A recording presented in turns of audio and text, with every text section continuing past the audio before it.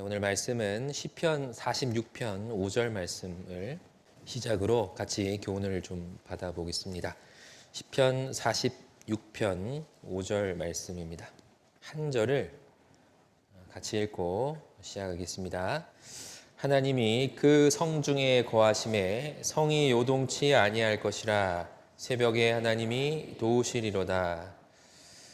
제목을 주가 그 성중에 거하심에라고 약간 줄여서 좀 정해봤습니다. 시편은 자주 읽으시는 이제 성경이지요. 대부분의 성경이 이제 어떤 역사나 사건을 이제 기록한 기사의 형태를 많이 띠고 있지만 시편은 이제 거의 간증에 가깝습니다. 짧게는 이제 한 사건에 대한 소감이고, 또 조금 길게는 한 인간의 인생에 대한 소감이고, 좀 더 길게는 창조 역사부터 기자가 이제 그 감상을 기록하고 있는 그 시점까지 수천 년의 시간을 담고 있기도 합니다. 그래서 훨씬 더 좀 이렇게 농도가 있고 훨씬 더 이렇게 좀 더 교훈이 되는 책이라고 생각을 합니다. 대부분의 이제 시편을 이제 곰곰이 읽다 보면 발견되는 것이 있습니다. 그건 하나님의 원칙과 성품 같은 거예요. 우리도 인생을 이렇게 쭉 짧게 좀 길게 살다 보면 삶이 어느 정도 이제 몇 단어로 설명이 좀 되잖아요.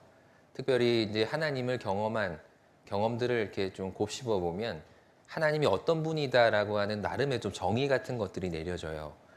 그리고 그 내려진 정의가 하나님이 변함이 없다는 그 속성에 의해서 앞으로도 이 하나님이 나를 그렇게 도와주실 거다. 하나님이 이럴 때 이렇게 해 오셨으니까 앞으로도 그렇게 하실 거다 하는 좀 마음의 확신과 믿음을 주기도 합니다. 그리고 시편은 아까 이제 배경이 이제 있다고 말씀을 드렸습니다. 한 사건을 말하는 것이든 한 사람의 인생을 말하는 것이든 특별한 배경에 의해서 이제 느낀 점들을 노래나 시로 표현하는 건데요. 지금 읽은 46편은 배경이 특별히 있어요. 이거는 히스기야가 아수르에 의해서 침공을 받았을 때, 그 나라의 국군이 걸린 그 위기 속에서 건진받았을 때의 그 과정 속에서 있었던 일을 후에 이렇게 글로 기록한 겁니다. 그 신하들이. 아수르라는 나라는 우리가 성경 강연할 때 늘 배우죠. 아수르는 북이스라엘을 멸망시켰던 이제 고대 근동의 제국입니다.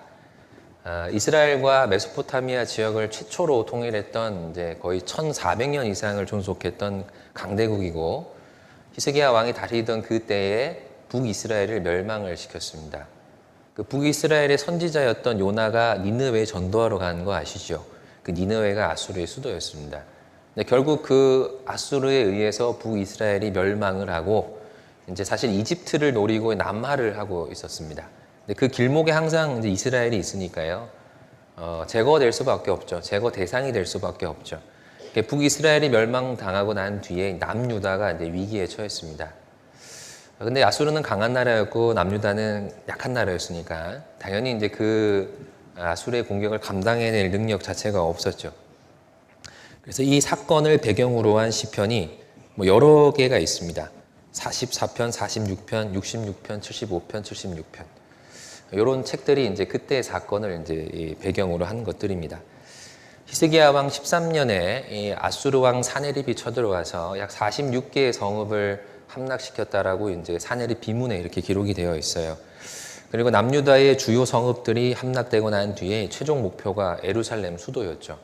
수도 안에는 이제 왕과 그 신하들이 있었고 포위가 된 상황에 있었습니다. 사네립이 이제 남유다의 왕에게 히스기야에게 돈을 요구했습니다. 내가 그냥 가줄 테니까 돈 좀 주라.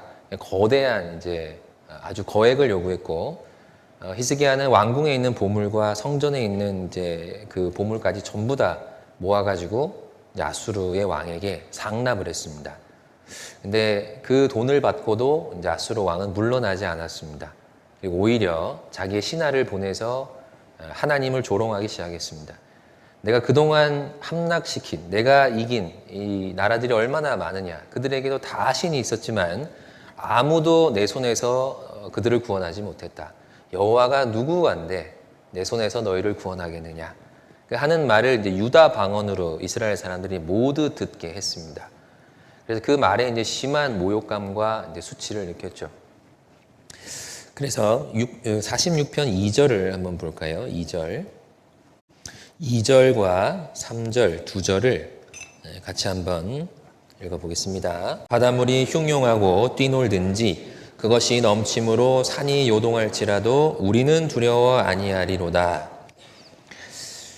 6절에도 이방이 혼화하며 왕국이 동하였더니, 사실 뭐 땅이 변하거나 산이 흔들리거나 뭐 하는 상황은 아니죠. 근데 우리도 개인적으로 큰 이제 일을 겪으면 그런 표현 쓰잖아요. 하늘이 무너지는 것 같다. 실제로 하늘이 전혀 흔들림은 없거든요. 근데 개인적으로 우리의 관점에서 세상을 볼 때 그렇게 보일 때가 있어요. 산이 흔들리고 바다가 요동하고 하늘이 무너지는 것 같은. 이스라엘에게는 딱 그런 상황이죠. 북이스라엘이 실제로 망했잖아요. 그걸 눈으로 지켜봤습니다. 그리고 이제 남유다 차례가 됐습니다. 그냥 우려가 아니라 예루살렘을 제외한 주요 성읍들이 다 함락이 됐어요. 수도만 남은 상황입니다. 그러니까 방어할 능력이 없는 이들에게는 정말 하늘이 무너지는 것 같은 느낌이 들었던 거죠. 오늘 살펴볼 주요한 내용은 이런 상황에서 히스기야가 어떻게 했는가, 그 히스기야와 그의 백성들이 어떻게 했는가. 결말은 우리가 알고 있잖아요. 그러니까 그 과정을 한번 우리가 이제 복기하면서 교훈을 받아보자는 뜻입니다. 같은 배경을 이제 갖고 있는 책이 44편입니다. 근접한 가까이에 이제 44편이 있는데요. 여기로 오늘 왔다 갔다 좀 하려고 합니다. 첫 번째, 히스기야와 그의 신하들이 고난 가운데 있던 가장 합당한 대처가 이제 여기에 나와 있습니다. 1절, 2절 같이 읽어보겠습니다. 하나님이여, 주께서 우리 열조의 날 곧 옛날에 행하신 일을 저희가 우리에게 이름에 우리 귀로 들었나이다. 주께서 주의 손으로 열방을 좇으시고 열조를 심으시며 주께서 민족들은 괴롭게 하시고 열조는 번성케 하셨나이다. 옛날 일을 얘기하고 있죠. 여기 주께서 우리 열조의 날 곧 옛날에 행하신 일을 저희가 우리에게 이름에 우리가 귀로 들었나이다. 그리고 뒤에 이어지는 말들은 출애굽에 대한 내용입니다. 하나님께서 우리를 이끌어내시고 그리고 이 땅에 들이셨다는 과거의 이야기를 지금 하고 있습니다. 히스기야 관점에서 700년 전, 800년 전 일을 이렇게 계속 돌이켜보면서 이렇게 하나님의 은혜를 추억하고 있는 거거든요. 근데 문제는 현재 닥쳤는데 왜 갑자기 과거의 일을 기억하고 있을까요? 이게 굉장히 중요한 포인트라고 생각합니다. 하나님께 기도하는 내용이 이제 시편에 많이 나오는데요. 현재의 어려움 앞에서 미래의 구원을 이제 간구할 때 과거에 있었던 하나님의 은혜를 추억하는 것은 아주 흔한 구조예요. 하나님, 이전에도 우리를 이렇게 구원하셨지요. 지금 내가 그렇게 어려우니 우리를 구원해 주십시오. 이렇게 기도하는 기도가 아주 흔한 구조로 이제 등장을 합니다. 과거에 구원을 받았던 경험은, 과거에 하나님께 은혜를 받고 건짐을 받았던 경험은 앞으로도 하나님이 나를 건질 거라는 확신의 근거가 되죠. 사실은 하나님이 그런 믿음을 주기 위해서 어떤 그런 경험들을 하게 하시는 겁니다. 그래서 다윗은 어떤 문제가 있을 때마다 항상 과거에 하나님이 베푸신 은혜를 먼저 언급을 했습니다. 가까운 곳에 40편이 있는데요. 1절, 2절을 40편 1절, 2절을 제가 한번 읽어볼게요. 내가 여호와를 기다리고 기다렸더니 귀를 기울이사 나의 부르짖음을 들으셨도다. 나를 기가 막힐 웅덩이와 수렁에서 끌어올리시고 내 발을 반석 위에 두사 내 걸음을 경고케 하셨도다. 이거는 과거 이야기 같아요? 현재 이야기 같아요? 미래 이야기 같아요? 과거의 이야기입니다. 나를 기가 막힐 웅덩이와 수렁에서 끌어올리시고 내 발을 경고케 하셨다. 나의 부르짖음을 그때 들으셨다는 것은 과거의 이야기입니다. 구원해 주셔서 고맙습니다라는 말을 하고 싶은 게 아니라요. 본론이 12절에 나옵니다. 무수한 재앙이 나를 둘러싸고 나의 죄악이 내게 미침으로 우러러 볼 수도 없으며 죄가 나의 머리털보다 많음으로 내 마음이 사라졌음이니이다. 여호와여, 은총을 베푸사 나를 구원하소서. 여호와여, 속히 나를 도우소서. 이거는 과거 이야기 같아요? 현재 이야기 같아요? 지금 너무나 어려운데 왜 과거의 이야기를 먼저 꺼내고 기도를 하고 있을까요? 그 하나님이 변치 않는 분이라는 뜻이에요. 그때 하나님이 나를 도우셨다면 그 동일한 하나님이 지금도 나를 도우실 거다. 그러니까 현재 어려움 앞에서도 별로 두려워하지 않는 겁니다. 그 하나님이 그때도 있었고 지금도 있으니까요. 네, 저도 이제 이 시편을 보면서 좀 생각을 해봤어요. 나도 구원을 받고 사실 뭐 몇십 년 동안 신앙생활을 해왔는데 그럼 그동안 경험한 하나님이 있을 거 아니에요. 그러면 그 변치 않는 하나님을 내가 변함없이 이렇게 꾸준히 경험을 해왔다면 앞으로 닥치는 어려움을 만날 때 나는 별로 두려워하지 않아도 되는 거잖아요.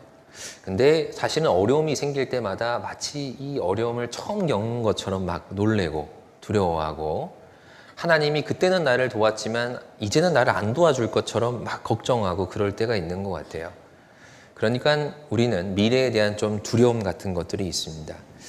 근데 우리도 다윗처럼 고난을 겪어왔잖아요.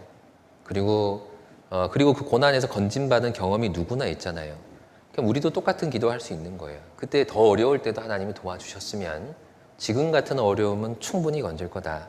또 우리 개인의 사례뿐만 아니라 성경에도 있고 이 많은 성도들의 삶에서 우리가 발견하는 하나님의 성품이 있죠. 저 사람이 저런 상황에서 하나님의 은혜를 경험했다면 비슷한 상황에 있는 나도 하나님이 건져줄 거다. 그 믿음을 가질 수 있잖아요. 하나님은 그 믿음을 위해서 서로 교제케 하고 우리에게도 그런 경험을 하게 하는 겁니다. 그래서 42편 5절을 보면 이렇게 이제 격려하고 있습니다. 42편 5절에 내 영혼아 내가 어찌하여 낭망하며 어찌하여 내 속에서 불안하여 하는고. 낙심하지 말고 불안해하지 마라. 너는 하나님을 바라라. 그 얼굴을 도우심을 인하여 내가 오히려 찬송하리로다. 낙심하고 불안해하지 않아도 되는 거죠. 하나님이 계시니까. 만약에 하나님이 우리가 이런 믿음이 없다면 늘 불안해하고 늘 놀래고 늘 새로운 고통 같다면 사실은 살 수가 없어요. 마음이 불안해서 살 수가 없습니다. 그러나 우리는 경험해 온 하나님이 있으니까 앞으로 닥칠 여러 가지 이제 고난을 생각을 해도 크게 걱정하지 않을 수가 있습니다. 얼마 전에 저희 교회에 이제 선교사의 할머니가 있어요. 사위가 선교사로 나가 계신데요. 손자가 군대 가려고 한 달 정도 이제 저희 교회에서 신앙생활을 했습니다. 초등학교 한 고학년쯤에 이렇게 아버지 따라서 나가서 이제 군대 갈 나이가 될 때까지 아버지의 동역자로서 이렇게 같이 신앙생활을 했는데 나이가 뭐 많지가 않아요. 20대 초반이니까. 근데 어느 날 좀 간증을 이렇게 들을 기회가 있었어요. 그래서 선교 보고도 하고 간증도 하고 이렇게 쭉 듣는데요. 너무 이제 들으면서 좀 마음에 와닿고 좀 부끄럽고 감사하는 것들이 많았습니다. 어린 나이에 겪지 않아도 되는 그 나이 때 참 겪기 힘든 일들을 굉장히 많이 겪었어요. 이제 학교도 외국인 학교가 없으니까요. 학교도 막 1시간씩 걸어가고 1시간씩 걸어오고 말이 통하는 친구가 없으니까 이제 늘 외로움을 겪고 그리고 이제 그 힘든 내색을 할 수가 없으니까 혼자서 이렇게 삭히고 기도하고 이제 겪었던 그 모든 10여 년의 시간을 이렇게 쭉 회고를 하면서 이제 간증을 하더라고요. 그러면서 하는 말이 그겁니다. 자기가 짧은 시간 고난을 겪어보니까 고난은 항상 끝이 있더라. 나는 고난이 와도 별로 걱정하지 않는다. 그 얘기를 20대 초반에 청년이 했습니다. 고난은 항상 끝이 있더라. 그러니까 고난은 어차피 끝날 거니까 나는 고난이 와도 별로 걱정하지는 않고 고난이 오면 항상 배우는 게 있으니까 이 고난을 통해서는 뭘 배울까를 기대하기도 한다. 그 말을 듣고 사실은 이제 뭐 어른들도 그렇고 한국에 사는 청년들이 충격을 많이 받았죠. 그래서 가장 좋아하는 말씀이 인생은 고난을 위하여 났으니 불티가 위로 나름 같으니라. 사실 고난에 대한 좀 이렇게 깊이 있는 깨달음을 얻기가 참 어려운 환경이죠, 한국은. 근데 그 이야기를 들으면서 제가 좀 마음에 확실하게 와닿았어요. 그동안 하나님이 항상 고난을 끝내주셨잖아요. 그 경험이 마음에 확 각인이 돼버린 거예요. 그러니까 앞으로 많은 고난을 겪어야 되지만 인생은 고난을 위하여 났으니까 항상 끝이 있는 고난. 그러니까 끝날 때까지 잘 겪어보자. 이런 마음이 이제 생겨버린 겁니다. 우리가 꼭 배워야 되는 아주 중요한 마음을 어릴 때부터 배운 거잖아요. 똑같습니다. 다윗의 마음이나 그분의 마음이나 우리의 마음이나 똑같은 경험을 하고 있는 거고 똑같은 걸 배워야 하는 거예요. 하나님의 성품을 배웁니다. 고난을 통해서. 항상 끝내신다. 그리고 도와주신다. 감당할 것만 허락하신다. 끝날 때까지 지켜주신다. 이거는 우리도 늘 배우는 거잖아요. 하나님은 변함이 없기 때문에 과거에 경험한 하나님은 미래에도 반드시 반복됩니다. 그래서 우리는 과거를 생각해보고 교훈을 받아야 됩니다. 그래서 우리에게 고난이라는 것이 트라우마가 되지 않고 성장과 연단이 되는 거예요. 하나님을 통해서 해석되지 않으면 고난은 늘 두려움이 돼요. 옛말에 우리가 그 자라보고 놀란 가슴 소뚜껑 보고 놀란다 그러잖아요. 그게 트라우마잖아요. 고난을 겪다 보면 그리고 잘 못 겪어내면 비슷한 어려움이 오면 더 두려워집니다. 그때 힘들었던 게 중첩이 돼서. 근데 하나님을 통해서 고난을 잘 이해하고 겪어내다 보면 오히려 그게 사람을 단단하게 만드는 것이 되죠. 그게 이미 지나가 버린 일이라고 해도. 요셉 같은 사람이 이제 그런 경우잖아요.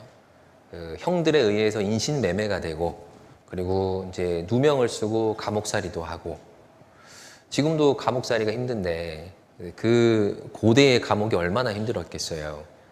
근데 이해되지 않는 그 과정을 10여 년 이상 이렇게 곱씹으면서 얼마나 마음 가운데 이제 복잡하고 힘든 것들이 많았겠어요.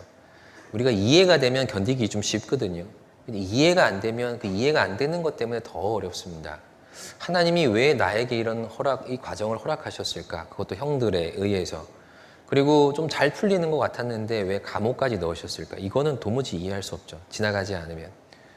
근데 요셉이 나중에 20여 년 뒤에 형들을 만났을 때 이렇게 얘기를 하잖아요. 당신들은 나를 해하려 하였으나 하나님은 그것을 선으로 바꾸사 오늘과 같이 만민의 생명을 구원하게 하셨다. 그랬죠. 당신들은 나에게 악을 행하였으나 하나님은 그것을 선으로 바꾸셨다. 하나님 안에 있을 때 우리의 모든 과정은 올바르게 해석이 됩니다. 그리고 일관성을 가집니다. 그래서 우리의 과거의 어려운 것들이 트라우마가 되지 않고 교훈이 될 수 있는 거예요. 주님은 어떤 시간에나 계시고 어떤 공간에나 계시잖아요. 우리의 과거도 다룰 수 있고 현재도 다룰 수가 있고 미래도 통제하고 계십니다. 그래서 하나님께 인생을 맡긴 사람이라면 과거의 일이든 뭐 현재의 일이든 미래에 대한 염려든 그것 때문에 너무나 두려워할 필요는 없다는 거죠. 고난은 잘 겪어야 잘 끝이 납니다. 어차피 시간이 지나면 끝나는 거 그렇지가 않아요. 잘 겪으면 잘 끝나고 더 빨리 끝날 수가 있습니다. 그래야 그 다음 스텝으로 넘어가는 거죠. 근데 못 배우면 유보가 되고 또 겪어야 돼요. 그러니까 우리가 하나님 안에서 살면서 성장하기로 마음을 먹었다면 현재 어려움이 올 때는 잘 겪어서 끝내보려고 노력을 해야 됩니다. 근데 그 과거를 돌아보며 교훈을 얻어야 되지만 돌아보지 말아야 될 과거도 또 있어요. 이건 한번 찾아보겠습니다. 욥기 29장 1절.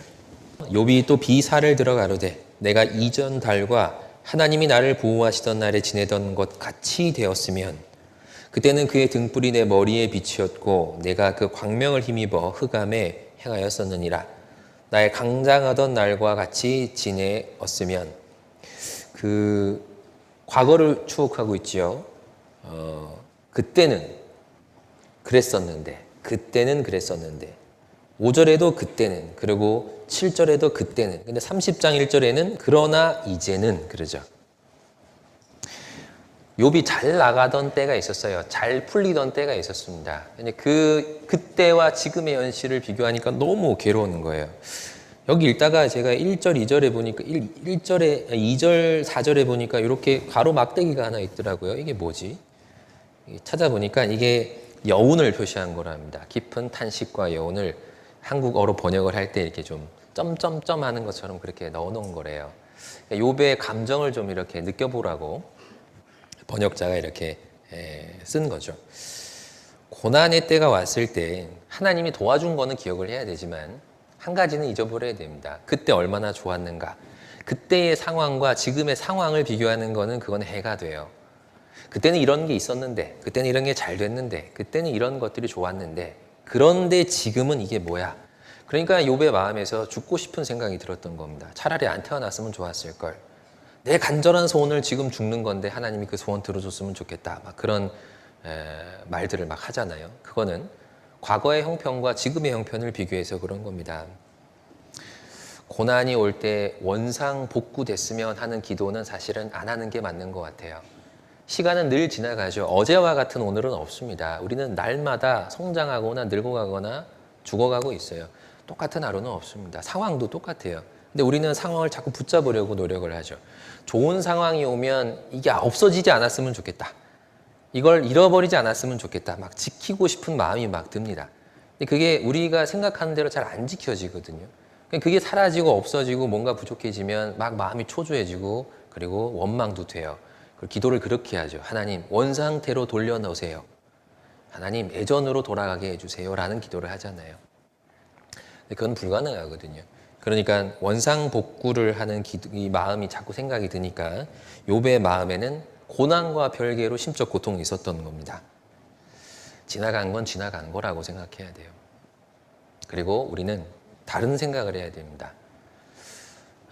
이 시기를 어떻게 잘 통과할 것인가, 왜 이런 일이 벌어졌는가 보다 어떻게 이 시간을 통과할 것인가.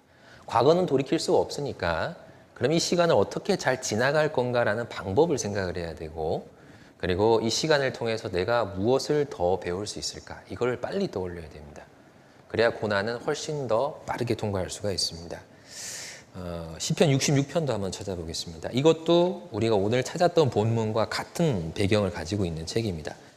차이가 있다면 이거는 지나간 뒤에 일을 이렇게 쓴 거예요.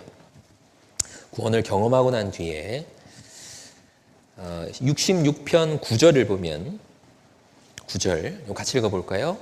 그는 우리 영혼을 살려두시고 우리의 실족함을 허락지 아니하시는 주시로다. 이건 하나님에 대한 이야기입니다. 하나님은 이런 분이다 라는 뜻이잖아요. 제가 지금까지 말씀드렸던 그 내용이에요. 과거를 돌이켜보니 하나님은 우리를 살려두시고 실족함을 허락하는 분이 아니었어요. 그럼 지금의 어려움에서도 우리가 실족하는 걸 허락하지 않는 분이니까 기도를 할 때도 믿음과 담대함을 가질 수가 있는 거죠. 그리고 덧붙여 놓은 것이 있습니다. 10절에 하나님이여 주께서 우리를 시험하시되 우리를 단련하시기를 은을 단련함 같게 하셨으며 우리를 끌어 그물에 들게 하시며 어려운 짐을 우리 허리에 두셨으며 사람들로 우리 머리 위로 타고 가게 하셨나이다. 우리가 불과 물을 통행하였더니 주께서 우리를 끌어내사 풍부한 곳에 들이셨나이다. 고난이 연단이라는 인식이 있었잖아요. 그러니까 이 히스기야 같은 엔딩이 있었던 거예요. 그냥 너 이거 한번 겪어볼래? 그리고 던져준 게 아니라 잘 겪었기 때문에 좋은 결말이 있었던 겁니다. 하나님의 성품을 기억하고 이 모든 과정이 우리에게 연단과 성장이 될 거라는 확고한 믿음, 그리고 더 나아가서 13절, 14절 같이 읽어보겠습니다. 내가 번제를 가지고 주의 집에 들어가서 나의 소원을 갚으리니 이는 내 입술에 바란 것이요 내 환난 때에 내 입이 말한 것이니이다. 원상복구가 아니라 발전이잖아요. 우리가 잃어버렸던 거를 되찾으면 그냥 제자리로 온 거예요. 전혀 성장은 없습니다. 평생 그거 노심초사 지키면서 인생을 살다가 하나님 앞에 제로로 끝나고 싶은 사람은 없잖아요. 잃었다가 얻었다가 하면서, 어려웠다가 극복했다 하면서 조금씩 성장하는 게 우리의 목표죠. 여기 내가 번제를 가지고 주의 집에 들어가서 서원을 갚을 거라고 하잖아요. 고난 중에 서원을 했습니다. 환난 때에 내 입에서 말한 것이라고 얘기를 했잖아요. 고난은 연단이니까 연단을 통해서 성장할 걸 믿었던 거고, 그리고 하나님이 고난을 잘 겪게 하셨을 때 하나님과 훨씬 더 가까워지고, 그리고 내가 하나님을 위해서 더 열심히 살겠다는 다짐이 기도에 있었기 때문에 히스기야의 고난은 우리에겐 교훈이 됐던 겁니다. 가만히 있는다고 잘 끝나는 것이 아닙니다. 우리도 고난이 올 때 기억해야 돼요. 그냥 하나님 막 나를 이유 없이 괴롭히는 것 같고, 내가 아끼던 거를 빼앗아 가시는 것 같고, 그냥 불의의 사고를 당하게 하시는 것 같지만, 모든 것을 통제하시는 하나님께서 이유 없이 우리에게 그런 걸 줄 리는 없다는 것을 분명히 좀 기억했으면 좋겠습니다. 그리고 두 번째 교훈이 있습니다. 히스기야는 우리가 아는 것처럼 하나님 보실 때 아주 정직하게 살았어요. 그런 왕이 남유다에서는 보기가 힘든 사람입니다. 그가 25세의 왕이 됐는데 그의 아버지가 아주 이제 좀 악랄한 왕이었어요. 아하스라고 하는 왕이었습니다. 12번째 왕이었는데요. 자기의 아들을 우상에게 이렇게 불태워 바친 왕이었어요. 성전 문에 못질을 하고 성전의 기물을 부셔버렸습니다. 그리고 이스라엘 전역에 우상을 보급했던 왕이에요. 16년을 다스리면서 이스라엘을 거의 쑥대밭으로 만들어 놔버렸습니다. 그 아버지에 이어서 왕이 된 것이 이제 히스기야였어요. 그가 왕이 되자 성전 문을 열고 성전을 수리하고 우상을 회파하고 제사를 회복하고 유월절을 다시 지켰습니다. 그때 예루살렘에 큰 희락이 있었는데 솔로몬 이후로 그런 희락이 없었다라고 이제 회고할 정도로 이 성경은 히스기야를 높이 평가하고 있습니다. 다윗의 길로 행했던 왕입니다. 그리고 이때가 이제 북이스라엘이 좀 이렇게 뒤숭숭할 때거든요. 이미 이제 북이스라엘은 그 한 15번째, 16번째 왕부터 이렇게 좀 나라가 거의 기울어졌습니다. 국군이. 그래서 이제 그 이집트가 세운 왕이 되고 사람이 왕이 되고 아수르가 지정한 사람이 왕이 되고 하여튼 거의 주권을 잃어버렸어요. 그래서 나라 전체를 돌아볼 힘이 그 북이스라엘 자체는 없었습니다. 그때 히스기야가 꿈꿨던 것이 있어요. 우리나라가 원래 하나였는데 이 이스라엘은 원래 하나고 하나님이 선택한 민족인데 갈라진 것은 징계 때문에 된 거니까 하나로 만들려고 했어요. 그래서 종교 개혁을 북이스라엘에까지 단행을 했습니다. 그 정도의 노력을 했습니다. 하나님 안에서 이스라엘을 제대로 좀 돌려놓아 보려고 했던 거거든요. 그런데 역대하, 이해할 수 없는 일이 벌어진 거죠. 역대하 32장 1절을 같이 읽어보겠습니다. 이 모든 충성된 일 후에 아수르 왕 사네립이 유다에 들어와서 견고한 성읍을 향하여 진을 치고 쳐서 취하고자 한지라. 그런가 보다 하고 읽으면 이제 그렇게 읽어지는데요. 전후를 보면 이해가 안 되는 거예요. 이 모든 충성된 일을 한 후에, 복 받아야 될 것 같잖아요. 한 13년 정도 했던 거예요. 이 과정을 13년, 14년 유지를 하고 있는데 그 후에 아수르 왕 사네립이 쳐들어와서 유다의 견고한 성읍을 쳐서 취하였습니다. 인과관계가 도무지 우리에게는 이해가 안 되는 거예요. 하나님 안에서 충성되게 10여 년을 살았으면 복 받아야 되잖아요. 그래야 본인도 교훈이 되고 보는 사람도 은혜가 되죠. 열심히 사는데 자꾸 사고가 난다. 그러면 열심히 살면 안 되겠다 이런 생각을 하지 않을까요? 하나님 믿는 사람들이 잘못된 일을 겪으면 하나님 안 믿는 사람들이 비난하잖아요. 야, 너네 하나님이 너 안 지켜주냐? 너 그렇게 하나님 열심히 믿었는데 너 인생이 그게 뭐냐? 그러잖아요. 하나님 믿으면 잘 돼야 될 것 같죠. 그런데 이런 일이 벌어졌습니다. 나라가 흔들리는 상황이 됐어요. 개인적인 일도 아니고. 그리고 히스기야는 이거를 아주 극복할 힘 자체가 없었습니다. 죄를 지어서 징계를 받으면 납득은 돼요. 아프지만 이해는 됩니다. 그래서 반성도 하고 잘 겪어낼 수가 있어요. 근데 내가 아무리 생각해도 이 정도로 죄 지은 적은 없어. 근데 이 정도의 고난은 이해가 안 돼. 그런 상황이 온다면 그거는 우리의 마음에 좀 심적인 고통이 와요.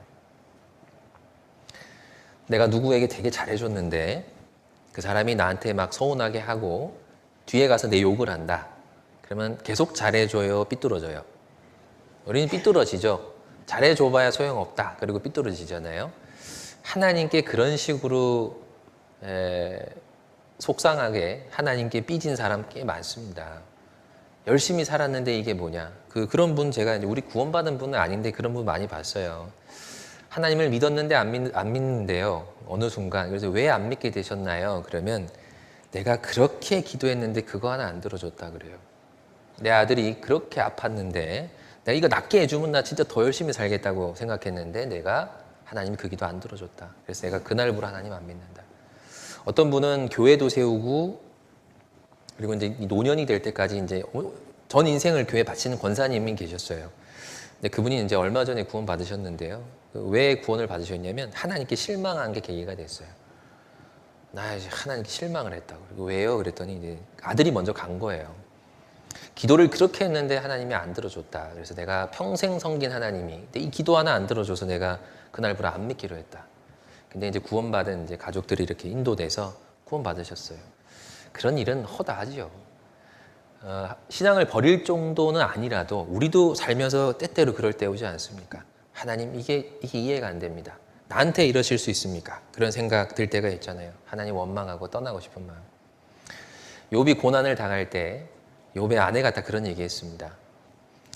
당신이 그래도 자기의 순전함을 굳게 지키느뇨 하나님을 원망하고 죽으라. 이게 어떤 해석입니까? 욥이 살았던 삶과 욥의 현실을 대조해 본 거잖아요. 아내가 당신 그렇게 하나님 그렇게 열심히 섬겼는데 그 의미 없는 거다.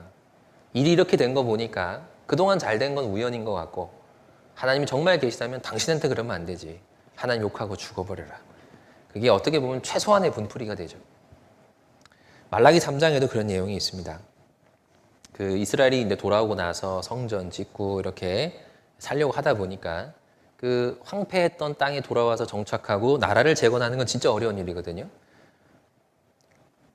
그러니까 어려움이 닥치니까 야 우리가 각오하고 이렇게 와가지고 열심히 살고 있는데 일이 왜 이렇게 안 풀리냐 그런 마음을 갖고 이런 얘기를 했어요. 3장 14절에 보면 말라기에 하나님을 섬기는 것이 헛되니 만군의 여호와 앞에 그 명령을 지키며 슬프게 행한 것이 무엇이 유익하리요.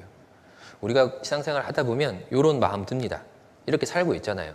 하나님을 위해서 슬퍼할 때도 있고 힘들어할 때도 있고 고난 받을 때도 있고 근데 그게 하나님을 위한 거라는 그 명분이 우리의 마음에 충분한 이유가 되니까 하잖아요. 그렇게. 근데 결과가 그렇지 않을 때는 야 노력한 게 의미가 없다. 하나님을 위해서 슬퍼한 시간, 하나님을 위해서 수고한 시간 의미 없다고 마음에 느낄 때 없으십니까? 딱 그런 상황이잖아요. 그래가지고 정말 내가 신앙을 떠나버린다면 오해는 더 커집니다. 어려움이 더 많아지니까. 말라기가 딱 그랬어요. 이 사람들이 하나님을 오해하고 하나님과 멀어졌기 때문에 하나님이 이 추수 때에 이 수확하는 걸 확 줄여버리셨죠. 여러 가지 이제 재해들을 주셔가지고. 그러니까 오해가 더 깊어지고 있는 거예요. 하나님께 오해하고 하나님께 원망하고 그래서 하나님을 떠나가면 상황은 안 좋아지죠, 당연히. 그럼 그 오해는 확신이 돼버립니다. 고난은 더 가중됩니다. 그럼 하나님에 대해서 평생 오해하다가 죽을 수도 있어요. 그러다가 죽고 난 뒤에 하나님 만나면 얼마나 부끄럽겠습니까? 하나님의 마음은 그런 게 아니었다는 걸 알게 되면. 근데 잘 생각해 보셔요. 욥은 어땠습니까? 하나님을 떠나지 않았습니다. 죽기 전까지 나의 순전함을 버리지 않겠다. 고 욥기 27장 5절에 보면 나와 있어요. 나는 단정코 너희를 옳다하지 아니하겠고 죽기 전에는 나의 순전함을 버리지 않겠다. 나는 죄가 있어서 고난받는 거 아니다. 그리고 나는 이 옳은 일을 죽을 때까지 할 거다. 다윗도 그랬습니다. 다윗이 사울에 의해서 고난받고 있을 때 썼던 시편이 시편 17편이에요. 그때 다윗이 살면서 하나님 앞에 범죄한 적이 그때까지 없었잖아요. 사울에게 쫓김 받을 때 그때는. 근데 인생이 너무나 꼬인 거예요. 이렇게. 그때 시편 17편 마지막에 이렇게 얘기를 합니다. 나는 의로운 중에 주의 얼굴을 보리니 깰 때에 주의 형상으로 만족하리이다. 이 말이 무슨 말이에요? 의로운 중에 주의 얼굴을 본다는 것은 죽을 때까지. 내가 이 세상에서 죽을 때까지 의로움을 지키다가 눈 떠서 하나님 보면 그걸로 만족하겠다는 얘기예요. 하나님에 대해서 오해하지 않겠다. 삶의 여러 가지 구간에 이해할 수 없는 일들이 있지만 그래도 나는 하나님 원망하거나 하나님 오해하지 않겠다. 내가 하나님 앞에 옳다고 생각했던 이 길을 죽을 때까지 고수하겠다. 이건 고집이 아니고 신념이에요. 신앙입니다.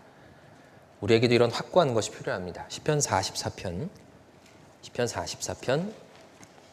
히스기야가 이렇게 얘기를 했습니다. 시편 44편 17절 18절 두 절을 읽어보겠습니다. 이 모든 일이 우리에게 임하였으나 우리가 주를 잊지 아니하며 주의 언약을 어기지 아니하였나이다. 우리의 마음이 퇴축지 아니하고 우리의 걸음도 주의 길을 떠나지 아니하였으나 그랬어요. 고난이 왔지만 그렇게 하지 않았습니다. 주를 잊지 아니하고 언약을 어기지 아니하고 뒤로 물러가지 아니하고 그 길을 떠나지도 않았다. 원망하고 실망하고 오해하지 않았다는 얘기예요. 히스기야는 그동안 옳은 일을 했습니다. 근데 옳은 일이 상황에 따라 상대의 반응에 따라 가치가 달라져요? 안 달라져요? 내가 남에게 잘해줬어요. 얘가 나한테 배신을 했습니다. 그럼 내가 그동안 한 거는 나쁜 일인가요? 아니잖아요. 옳은 일은 상황이 어떻든 반응이 어떻든 옳은 건 옳은 거예요.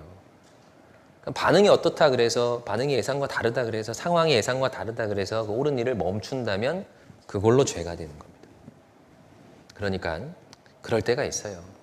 사람이라는 변수가 있죠. 이 사람의 뭐 성격과 뭐 성품과 신앙에 따라 우리의 노력이 그만큼 돌아오지 않을 때도 있고 하나님의 뜻을 우리가 이해할 수 없으니까 우리 인생에 우리의 노력이 딱 그 비례한 만큼의 결과로 주어지지 않을 때도 있어요. 그러나 그때도 옳은 건 옳은 거다 하는 그 확고한 믿음이 필요합니다. 나는 의로운 중에 주의 얼굴을 볼 거다. 그래서 뒤로 물러가지 않을 뿐 아니라 이 길에서 이탈하지도 않을 거다. 이런 확고한 믿음이 필요할 거라고 생각합니다. 자꾸 우리의 진로를 방해하는 것들이 있어요. 마음에 실망되는 것들, 실제 뭐 물리적인 어려움 같은 것들이 있어요. 여러 가지 안팎으로 있습니다. 그래서 막 뛰어가다가 걸어가다가 멈췄다가 뒤로 돌아섰다가 갈등도 했다가 그러잖아요. 그러나 지금까지 이 길을 잘 지키고 계신다면 앞으로도 그렇게 하셔야 됩니다. 뒤로 물러가지 않고 그 길을 떠나가지 않아야 합니다. 하나님 앞에 의롭게 산 시간이 결과적으로 다 보상이 됐죠. 히스기야의 인생에. 나중에 죽을 위기가 됐지만 하나님이 인생을 연장해 주잖아요. 다 보상이 됩니다. 옳은 건 옳은 거니까 공의로운 하나님은 그걸 기억하셔요. 세상은 의인이 해를 받고 악인이 잘 되는 경우도 있죠. 하나님의 세계에서는 그런 거 없어요. 의롭게 산 모든 시간은 다 기억되고 보상됩니다. 하나님이 그 기념책에 기록합니다. 주를 위하여 슬프시게 한 것이 무엇이 유익하뇨? 하는 사람에게 주를 기쁘시게 한 자를 기념책에 기록한다고 얘기하잖아요. 우리도 그래요. 남들이 알아주지 않고 오해할 때도 있고 그런 얘기 듣다 보면 안 해 이런 생각 들어요. 교회를 앞장서서 하다 보면 잘하려고 하는데 오해하실 때도 있잖아요. 저도 가끔 듣습니다. 내 마음은 그런 게 아닌데 왜 저렇게 얘기를 하실까? 그러면 이제 인간적인 마음에서는 에이 안 해 이런 마음이 들기도 해요. 그러나 내가 그동안 했던 것이 옳은 일이라면 이거는 다른 사람의 반응과 상관없이 계속 해야 되는 일이에요. 그래서 오히려 그럴 때 마음을 좀 더 다잡죠.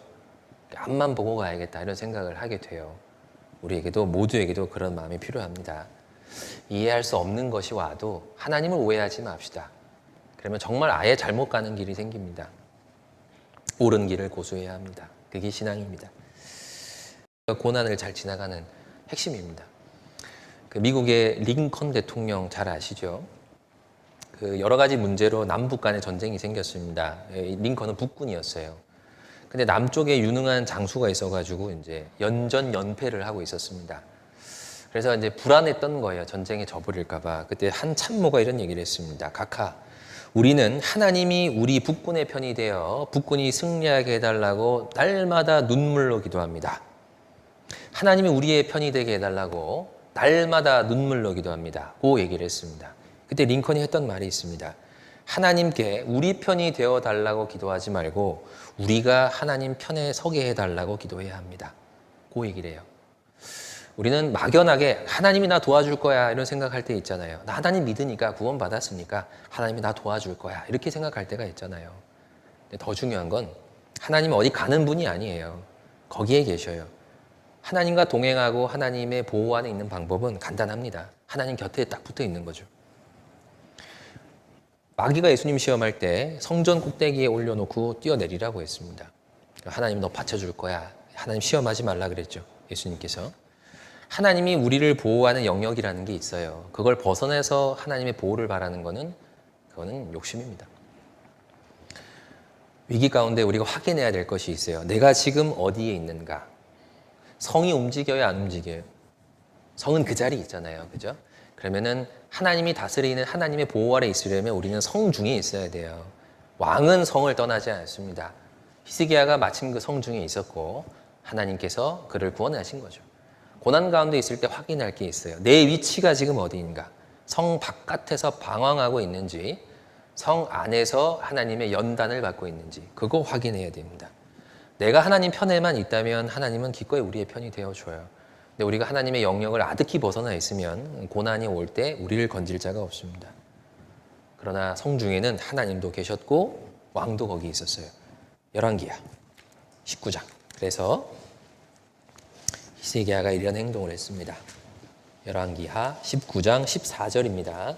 9절을 한번 읽어볼까요? 19장 14절, 15절 두 절을 읽어보겠습니다. 히스기야가 사자의 손에서 편지를 받아보고 여호와의 전에 올라가서 그 편지를 여호와 앞에 펴놓고 그 앞에서 기도하여 가로되 그룹들 위에 계신 이스라엘의 하나님 여호와여, 주는 천하 만국의 홀로 하나님이시라. 주께서 천지를 조성하셨나이다. 여호와여, 귀를 기울여 들으시고 들으소서. 여호와여, 눈을 떠서 보시옵소서. 사내립이 사신 하나님을 회방하러 보낸 말을 들으시옵소서. 누구 앞에 가요? 하나님 앞에. 내가 왕이라고 생각하면 내가 최종 결정하는 거죠. 그럼 이 하나님을 모독하는 서신이 나 이상 갈 데가 없어요. 내가 왕이면. 근데 내가 이걸 해결할 능력이 없으니까 인간적인 방법을 쓰겠죠. 성전의 벽에 금을 긁어다 준 왕도 있잖아요. 그런 일을 한다든지, 아니면 아수르보다 더 강한 나라에다가 돈을 주고 도움을 요청한다든지, 그런 일들은 보통의 왕들이 했던 방법이에요. 그러나 결국은 그들이 도움을 주고 나서 또다시 침략을 했죠. 그런 방법을 쓴 사람은 다 자기가 이 나라를 책임질 사람이라고 생각한 겁니다. 나도 내 인생에 내가 왕이라고 생각할 때가 있잖아요. 이 인생 내가 수습해야 된다. 그럼 내가 할 수 있는 방법은 뭘까? 하고 인간적인 방법을 통해서 재빠르게 수습하려고 하다 보면 실수하게 돼요. 근데 우리에게는 왕이 있잖아요. 그 왕에게 가지고 가야죠. 이 문제를 갖고 들으시옵소서, 보시옵소서. 그리고 하나님 앞에 상소를 했습니다. 그리고 하나님께서 그에게 응답을 주셨죠. 21절. 여호와께서 아수르 왕에게 대하여 이같이 말씀하시기를 처녀딸 시온이 너를 멸시하며 너를 비웃으며 딸 예루살렘이 너를 향하여 머리를 흔들었느니라. 내가 누구를 꾸짖었으며 회방하였느냐? 누구를 향하여 소리를 높였으며 눈을 높이 떴느냐? 이스라엘의 거룩한 자에게 그리하였도다. 하나님이 들었습니다. 말씀을 해야 들어요. 말씀을 드려야 듣습니다. 우리가 고민하고 생각하고 염려는 하는데 제대로 기도하는 게 그거에 비례해서 많지는 않아요. 고민은 늘 있잖아요. 머릿속에서. 이거 해야 되는데, 저거 해야 되는데, 이게 왜 안 될까, 저게 왜 안 될까. 근데 그것을 하나님 앞에 이렇게 기도로 옮겨 놓는 게 얼마나 되십니까? 염려한다고 하나님 마음 아시니까 하고 그냥 가만히 있지는 않으신가요? 염려는 염려일 뿐이에요. 기도는 기도입니다. 염려가 믿음을 동반하고 하나님께 올라가야 기도가 돼요. 믿음을 동반하고. 하나님이 성중에 계신다. 믿음이 있었잖아요. 그 하나님은 세상을 말씀으로 창조한 분이다. 자기의 도모를 이루는 분이다. 모든 사람의 마음을 아는 분이다. 그리고 능력이 있는 분이다. 그러니까 히스기야가 하나님 앞에 기도할 때 걱정을 했겠어요? 안 했겠어요? 안 하죠. 믿음이 동반된 기도입니다. 근데 내가 왕이라고 생각하면 그냥 수습하려고 그러죠. 그 상황을 빠르게. 많이 손해보고. 얼마 전에 그 고유가 지원금 받으셨죠? 신청 다 받으셨죠? 저도 신청했거든요. 그러니까 24시간 안에 들어오더라고요. 신청을 할 때 혹시 이거 신청은 했는데 안 주는 거 아니야? 하고 걱정하신 분 계세요? 안 계세요? 아무도 없습니다. 이건 당연히 들어오는 거고 안 들어오면 민원을 넣어야지 이렇게 생각하잖아요. 기도할 때는 어때요? 우리가 정부를 그만큼 믿어요. 내가 신청하면 준다 그랬으니까 준다고 믿잖아요. 정부를 그렇게 믿어요. 하나님을 정부만큼도 안 믿는 것 같아요. 기도는 하는데 일단 기도는 했고 나름대로 좀 해결해 보려고 막 하죠. 하나님이 뭔가 일을 하기도 전에 우리가 막 이렇게 일을 그르쳐 놔버려요. 다 망쳐놓고 나중에 고쳐주세요. 그러면 하나님은 원상 처음 상태로 못 돌려놓아요. 차악입니다. 차악. 하나님이 최선의 방법을 가지고 계신데 우리가 많이 망가뜨려 놓으면 그 최선은 이룰 수가 없어요. 그냥 그 안에서 하나님께서 잘 다듬어 주시긴 하지만 그렇게 망쳐버린 인생들이 시간들이 얼마나 많을까요? 기도하셔야 됩니다. 믿고 기도하셔야 됩니다. 그래서 결과가 35절이죠. 이 밤에 여호와의 사자가 나와서 아수르의 진에서 군사 18만 5천을 친지라. 아침에 일찍 일어나 보니 다 송장이 되었더라. 36절. 아수르 왕 사네립이 떠나 돌아가서 니느웨에 거하더니 그 신 니스룩의 묘에 경배할 때에 아드람멜렉과 사레셀이 저를 칼로 쳐 죽이고 아라라 땅으로 도망하매 그 아들 에사라돈이 대신하여 왕이 되니라. 싹 정리됐잖아요. 군사도 죽고 사네립도 죽었습니다. 하나님 모욕했으니까. 이게 기도하지 않았다면 벌어지지 않을 일입니다. 사실은 이런 문제가 이스라엘에 계속 있었지만 신앙이 없는 왕들은 전전긍긍하다 끝났어요. 그리고 너무 급할 때는 우상에게 자기 아들 갖다 바쳤어요. 아무것도 해결 안 되잖아요. 그냥 우리의 왕이 우리 성중에 있다. 나도 이 성중에 있으니 왕에게 가져가자. 그리고 하나님께 맡겨버렸습니다. 이 문제를. 할 수 있는 건 다 하고 못하는 거는 맡겨버렸어요. 그리고 그 다음에 했던 일이 있습니다. 46편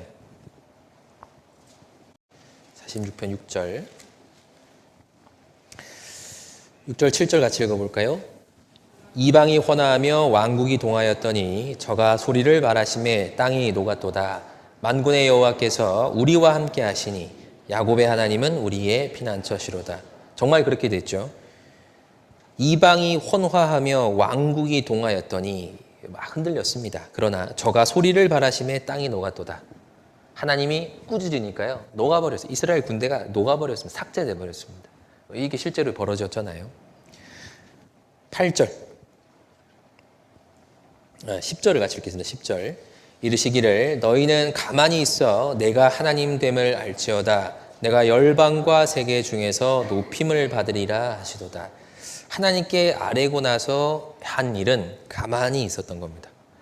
내가 해보려고 막 이렇게 엉뚱한 방법을 막 모색한 게 아니라 할 수 있는 일은 다 하고 못하는 거에 대해서는 딱 하나님께 맡기고 기다렸던 거예요.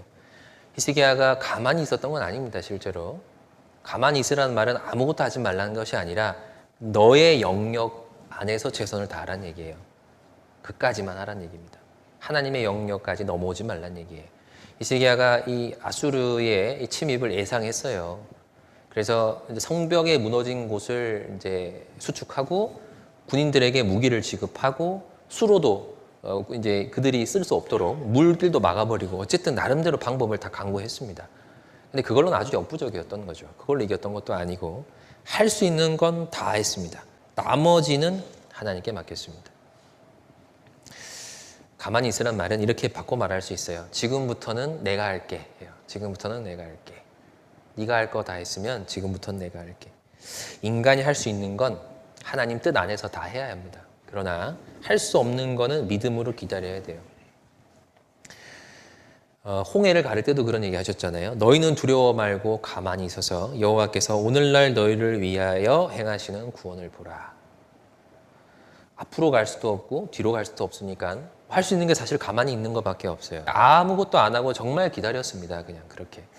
그랬더니 결과가 갈라지는 결과가 됐죠.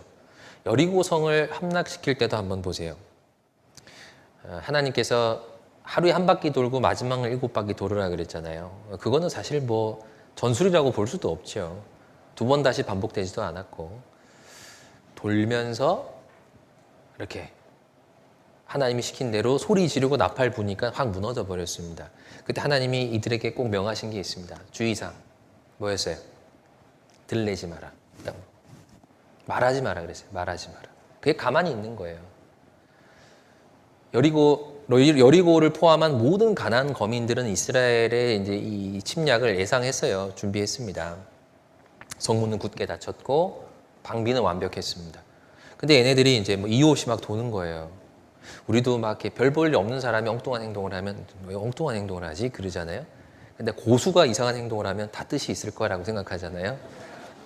그러니까 이스라엘이 딱 그래 보인 거예요. 쟤네들이 아무 생각 없이 저럴 리가 없다. 뭔가 하고 있는 거다. 근데 자기들끼리 야 이게 말이 돼? 그러면서 돌아다녔다면 들켰겠죠. 아 쟤네들도 저거 이해 못하는구나. 그 위에서 공격하면 되잖아요. 입 다물으라 그랬어요. 그게 가만히 있는 거예요. 불신의 말, 염려의 말 하지 않고 내가 할 수 있는 건 딱 하고 견디는 거예요. 이게 좀 이상한 표현일 수는 있지만 그 시간을 만끽하는 겁니다. 고난을 좀 직면해 봐야 됩니다. 힘든 건 회피하고 싶잖아요. 그래서 나름 정신승리를 막 하려고 그래요. 이건 아닐 거야. 현실이 아닐 거야. 금방 끝날 거야. 하나님이 원래 돌려놓을 거야. 막 희망 회로를 돌리죠. 근데 저도 고난을 겪으면서 느낀 게 있어요. 아, 고난을 좀 정면으로 바라봐야 되는 거구나. 이런 거는. 고통을 통해 뭔가를 느끼지 않으면 그 연단될 게 아무것도 없어요. 부정하지 말고, 현실을 부정하지 말고, 그건 좀 어려운 것도 좀 만끽해 보는 거예요. 여러분, 형제님들 운동할 때 이렇게 그 근육 키우려고 운동하는 분들 있잖아요. 운동하고 나서 근육통이 막 찾아오면 기분이 좋아요, 안 좋아요? 좋아요. 이상한 이해 못 하실 수도 있는데 기분이 좋아요. 아, 운동 잘했다 이런 생각이 들거든요. 고통을 딱 직면하는 겁니다. 만끽하는 거예요. 그 순간을 즐겨요. 그러면 그 고통이 지나면 뭔가가 단련되어 있거든요. 모든 종류의 고난이 그렇습니다. 신앙의 근육을 단련하는 것도 고난이 필요해요. 평소에 쓰지 않는 힘을 더 쓰면 고통이 와요. 과부하가 걸리면. 우리가 평상시에 이렇게 평온하게 살다가 고난이 오면 당연히 고통이 오죠. 일종의 우리의 신앙에 과부하가 걸린 겁니다. 그러면은 고통이 옵니다. 용량을 초과했으니까. 근데 우리의 이 신앙도 몸하고 똑같아요. 그거를 감당할 만한 상태가 되기 위해서 막 노력하는 거예요. 우리는 그거를 막 회피하려고 하지 말고 그냥 가만히 즐겨야 됩니다. 만끽하는 거죠. 그러면 시간이 지나면 그거를 겪을 수 있는 사람으로 성장이 있는 거예요. 단 그 시간 동안 사사로운 방법을 쓰거나 불신과 염려의 말을 하거나 불평하면 안 된다는 거죠. 그게 중요한 포인트라고 생각합니다. 기드온이 미디안과 전쟁할 때도 뭐 똑같았잖아요. 300명 갖고 어떻게 이깁니까? 근데 그 전략이 사실 좀 황당했잖아요. 항아리 들고 횃불 들고 소리 지르는 게 다였어요. 근데 항아리 들고 횃불 들고 용기 내서 나가는 것까지가 하나님이 요구하신 거였고 그 다음은 하나님이 했습니다. 그 용병들이 서로 막 죽였어요. 그 소리를 듣고 항아리 깨지는 소리 횃불을 듣고 나서 미디안과 연합군들이 자기들끼리 서로를 막 죽였어요. 12만 명이 죽였습니다. 그 나머지 잔당들을 같이 처리한 거잖아요. 원래 우리가 못하는 일이에요. 하나님이 맡긴 일 중에 만만한 건 아무것도 없습니다. 여리고를 점령하는 거나 홍해를 가르는 거나 뭐 미디안과의 전쟁을 하는 거나 아수르 군대를 이기는 거는 원래 불가능한 거예요. 계산을 돌려보면 안 나오는 겁니다. 하나님이 맡겼다는 얘기는 하나님 몫이 있다는 얘기예요. 내가 도와줬을 때 할 수 있는 일이기 때문에 우리에게도 그런 일들을 주신 겁니다. 그러니까 우리가 경험해보지 못한 경험을 하는 거죠. 비행기 탈 때마다 느끼는 게 있어요. 내가 비행기 아니면 어떻게 이런 풍경을 볼까? 이런 생각을 합니다. 구름 위에서 구름을 보잖아요. 그런 경험을 비행기 없이 어떻게 해요? 놀이기구를 탈 때 그 중력을 거스르고 막 이렇게 뺑뺑 돌잖아요. 그거 기구 안 타면 어떻게 그런 경험을 합니까? 누군가의 도움으로, 무언가의 도움으로 어떤 특별한 경험을 할 때가 있죠. 그게 없으면 평생 해보지 못할 경험을. 우리가 구원받고 그런 경험합니다. 하나님 없으면 겪어내지 못했을 것 같은 일들도 잘 겪어왔고 하나님 없으면 그냥 낙심해야 될 일도 지금 행복하게 살아가고 있죠. 극복 잘 해내고. 그거는 하나님이 있으니까 경험하는 겁니다. 그리고 나중에 우리는 하나님의 힘으로, 하나님의 능력으로 천국에 가 있을 거예요. 그때도 느끼겠죠. 하나님이 아니면 우리가 어떻게 이런 데 오게 되었을까? 하나님을 의지한다는 거는 그런 의미인 것 같아요. 내가 할 수 없는 일을 하나님께서 주실 때는 하나님의 도움으로 그 일을 경험케, 극복해, 해보려고 하는 겁니다. 그러니까 나 혼자 모든 걸 다 해야 되는 것처럼 막 걱정하지 말고 우리의 왕이신 하나님께서 우리의 성중에 있다. 그리고 나도 하나님 안에 그 보호 아래 여전히 있다. 그런 마음을 갖고 좀 담대한 생각을 하고 살아가시면 좋겠습니다. 46편 5절 아까 읽었던 그 말씀을 다시 한번 읽어보겠습니다. 46편 5절입니다. 하나님이 그 성중에 거하심에 성이 요동치 아니할 것이라 새벽에 하나님이 도우시리로다. 하나님이 그 성중에 거하심에 성이 요동치 아니할 것이라. 아까는 막 요동한다 그랬는데 하나님이 계시니까 그 요동이 잠재워진다는 거죠. 그리고 새벽에 하나님이 도우시리로다. 이 무슨 말일까요? 새벽에 하나님이 도우시리로다. 여러 가지 의미가 있어요. 새벽은 며칠에 한 번씩 와요. 이상한 질문이죠. 네. 맨날 오잖아요. 맨날. 새벽에 하나님이 도운다는 얘기는 하나님이 성실하게 돕는다는 얘기입니다. 어김이 없다는 얘기예요.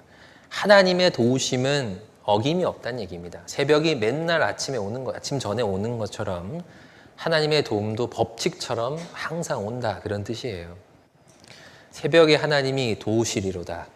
아직 돕지 않았지만 새벽이 오는 걸 믿는 것처럼 하나님의 도우심을 그렇게 믿은 겁니다.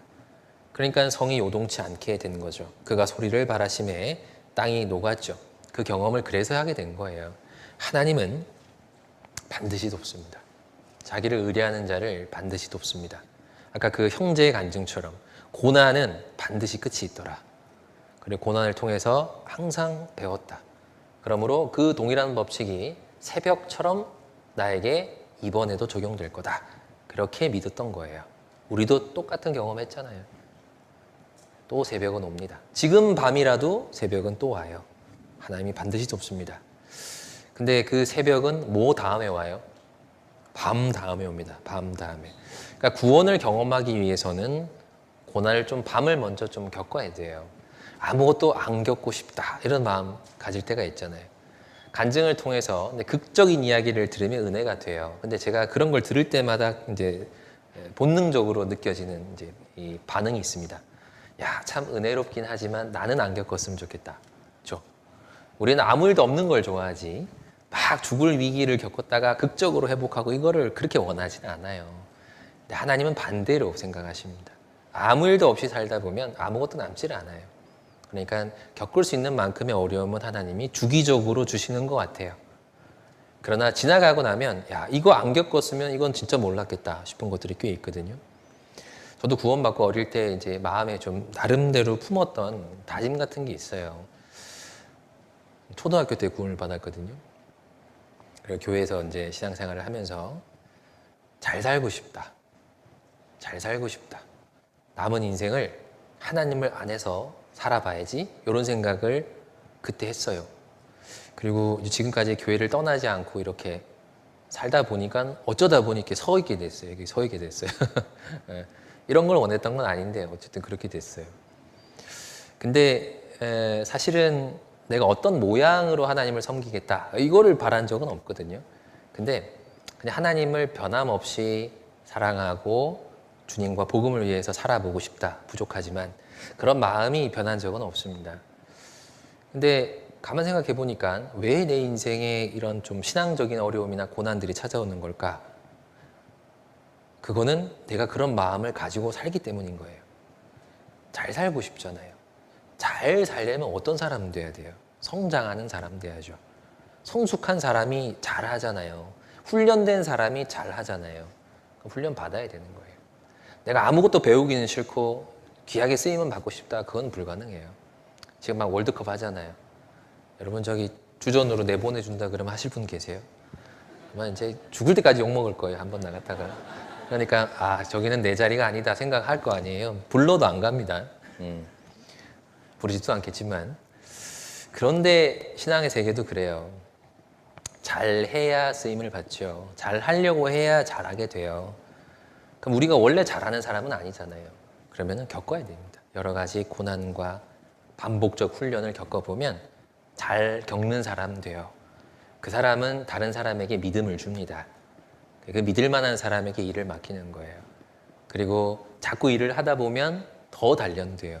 그래서 있는 자는 더하여지고 없는 자는 그 있는 것도 빼앗기는 게 신앙의 원리인 것 같아요.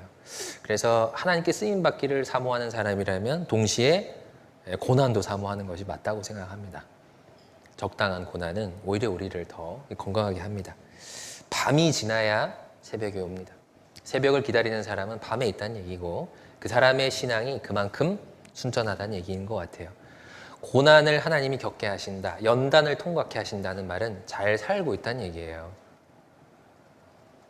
운동을 배우려면 등록을 하죠. 뭐 태권도를 배우려면 태권도장 등록해야 되잖아요. 안 가면 힘들 일이 아예 없지만 막 가서 하다 보면 힘든 게 생깁니다. 근데 하다 보면 늘잖아요. 우리가 훈련을 받고 있다는 것도 그런 거예요. 하나님께 쓰임 받기로 자처했다는 뜻입니다. 그래서 교회에 들어오신 거죠. 이거는 태권도장 들어온 거랑 비슷한 거예요. 어떤 사람은 뭐 1단, 2단, 3단, 4단 이렇게 막 늘어나는 거고, 그리고 계속 우리는 성장하기 위해 훈련하는 거죠. 잘하고 있는 겁니다. 내 마음에 내 본능과 다른 뭐 어려움이 있다. 내 소원을 자꾸 절제를 해야 되고 자꾸 신앙적으로 이렇게 겪게 되는 어려움이 있다면 인생의 방향이 잘 되고 있다는, 잘 가고 있다는 일종의 증거가 될 수 있습니다. 아무 일도 없다면, 너무나 편안하고 좋다면 천국이 별로 사모가 되지가 않고 이대로 계속 갔으면 좋겠다라는 마음이 들고 있다면 오히려 그게 위험한 거예요. 아무것도 안 하고 있다는 거니까. 그리고 새벽이 지나면 뭐가 와요? 아침이 오잖아요. 하나님이 새벽에 돕는다는 말은 또 그런 의미가 있습니다.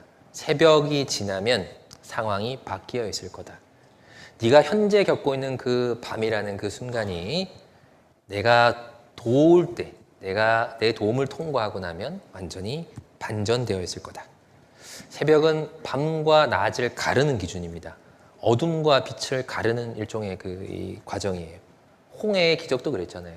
여러분, 홍해가 언제 갈라졌어요? 시간적으로? 밤새도록. 그러면 우리가 이스라엘 사람이라고 생각해 봅시다.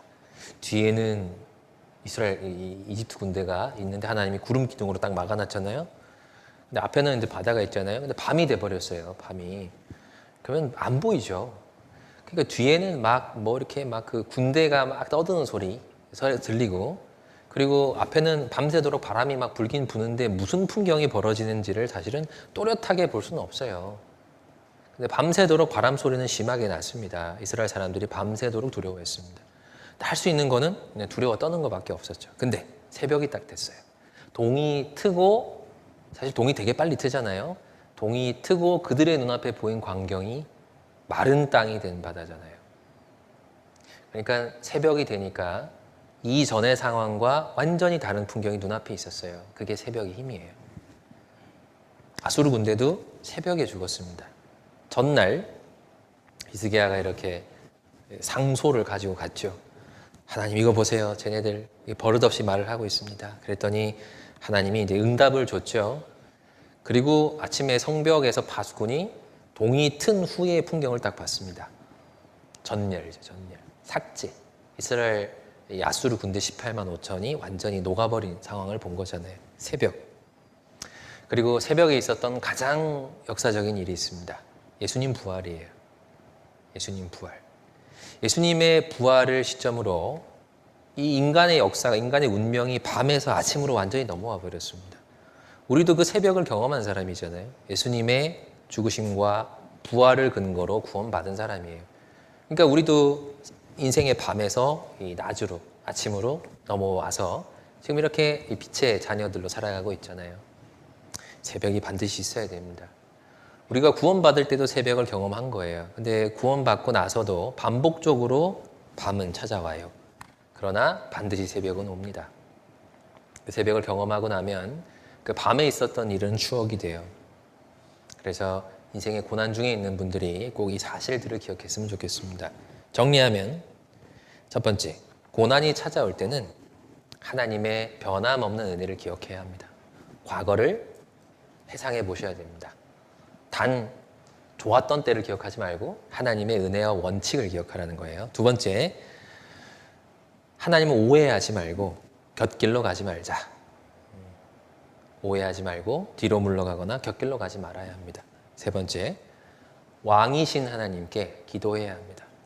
가지고 가서 믿음을 가지고 기도해야 합니다. 그리고 마지막에 할 일은 기다리는 거예요. 마지막 할 일은 아무 일도 하지 않는 겁니다. 기다리는 겁니다. 그래서 다 이런 과정들을 우리가 겪으리라고 생각을 해요. 기다린다는 게 참 쉽지 않은 일이거든요. 그러나 우리에게는 우리의 왕이 계시니까 우리가 할 수 있는 일은 최선을 다하고, 못하는 거에 대해서는 하나님께 소상히 말씀을 드리고 그 다음부터는 좀 견딥시다. 고난을 만끽하면서. 그러면 우리에게도, 우리 인생에도, 교회에도 분명히 아침은 옵니다.